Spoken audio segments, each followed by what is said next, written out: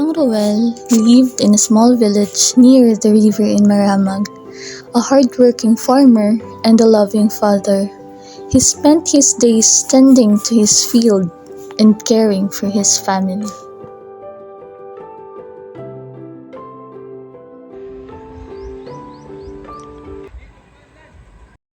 So, may hapon Mang Roel, no? Ang hapon sa ma'am. Kumusta naman karon Mang Roel? Salamat sa Ginoo sa kanya paglawas. So, nalang ko'y pangutana Mang Roel, no? Katong mga panahon na nga, wala pa ni siya nataod nga project. Unsay kahimtang sa imong pamilya? Lisod para sa mo ang ma'am nga dapat kinagpuyo diri sa pakay. Kada motaas ang tubig diri sa pa tungod sa kusog nga ulan, mga lain nga panahon. Nadyo mga oras o mga panahon nga usulod ang tubig sa pa sa moa. Namin mga gamit ng mga guba, munang lisod para sa mo ang Manong Roel prayed for a solution, holding into the faint hope that things would someday get better. One day, government officials and engineers arrived in the village, discussing plans for the Maramag flood control project. They explained that a flood barrier would be built to protect the community from future disasters. Roel felt a glimmer of hope for the first time in years. Ang imo lugar panginabuhi, Mang Roel, kumusta man? sa pagtaas jud sa tubig diri sa pa ma'am. Mga guba jud amo ang mga tanong nga pagsustento sa akong pamilya. Kunya makauna-una na lang po ko bilang isa ka amahan na usa ko nga klase nga pag-amahan kundi na ko masustento ang akong pamilya. So, unsa lugar na bati nimo Mang Roel nga finally daw ila na ning tukuran nga area of flood control?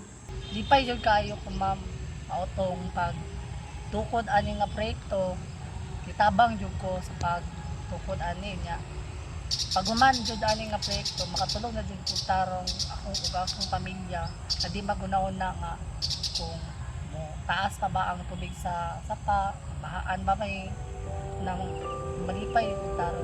Roel felt a deep sense of gratitude. The barrier wasn't just a physical structure, it was a symbol of hope, resilience, and the love he had for his family. So ang pag-construct yun aning flood control no kay makatabang yun siya both sa environment ug sa society itself. First sa environment kay ngano of course ang ato ang flood control it can stabilize the riverbanks and maka-reduce gid siya soil erosion. Next is maka-improve siya sa atong ecosystem. It can properly manage floodwaters and it can restore balance to surrounding wetlands and aquatic habitats. And lastly, ang water management nato because the structure can help regulate water flow, minimizing the impact of both floods and droughts. And of course, sa society, daho kay ni siya impact sa community safety kay maka-reduce ni siya og risk of flooding, maprotektahan nato ang atong mga lives and property, and of course, ma-prevent nato ang loss of crops and livelihoods, ensuring food security parehas na nahitabo ni Manong Roel. And next, urban development. It can create opportunities for infrastructure improvements, and lastly, education and awareness. Kay ma-promote nato ang community understanding sa disaster risk management. But of course, if nagi positive, nagi po negative. First, environment is habitat disruption.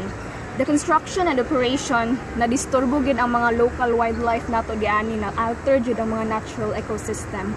And no change pud ang water flow kay ang barrier man god ma-disrupt niya ang natural flows sa river nga maapektuhan ang aquatic life ug ang mga sediment distribution, and of course pollution.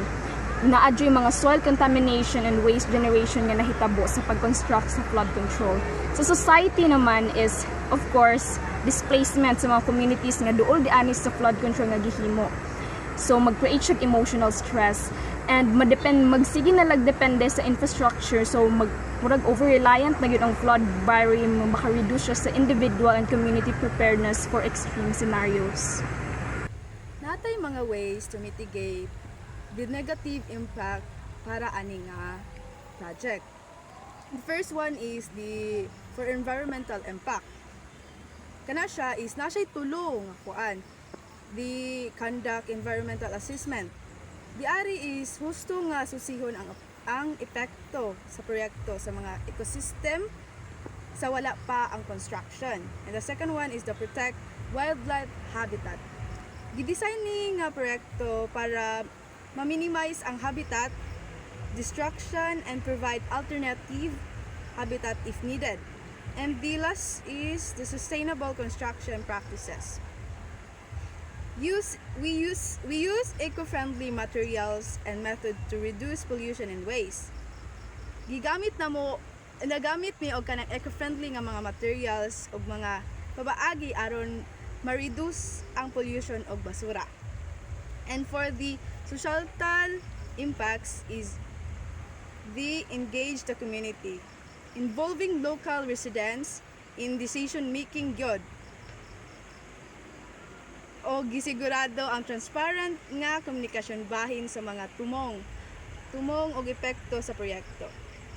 And they provide compensation and support, offer fares, compensation, relocation, assistance, and livelihood support to displaced families.